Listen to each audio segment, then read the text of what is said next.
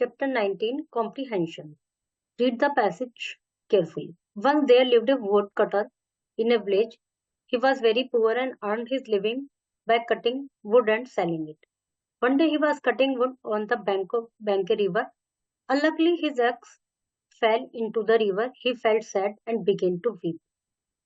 Mercury, the god of river, heard his cries and appeared before him. He asked the woodcutter the cause of his grief. The woodcutter told him the whole story.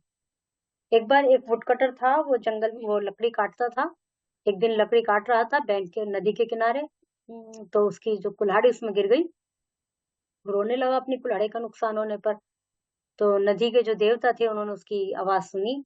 वो आए बाहर, पूछा कि भाई क्या हुआ, क्यों रो रहे हो, और उसने सारी कहानी सुनी थी।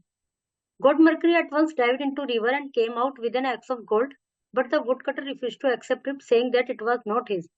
God Mercury dived into the river once again. This time he came out with a silver axe. God Mercury तुरंत उसमें गई और सोने की कुल्हाड़ी ले आई। उसने कहा कि नहीं, ये तो मेरी नहीं है।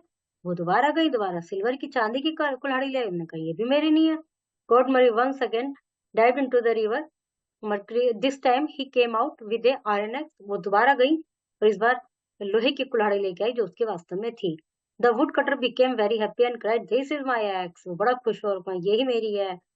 God Mercury was very much pleased at the poor woodcutter honesty. He gave the poor man all the three axes as a reward of his honesty. It is true, honesty is the best policy. तो जब वो खुशी से उसने अपनी सोने लोहे की कुल्हाड़ी ले ली, तो गॉड मर्क्यूरी को लगा कि भी काफी ईमानदार व्यक्ति है। उसने उनको तीनों कुल्हाड़ी दे दी उसके इनाम के तौर पे। Honesty is the best policy.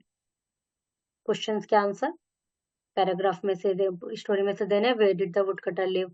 Okay, ये दूसरी स्टोरी है, ये इसके क्वेश्चन आंसर है।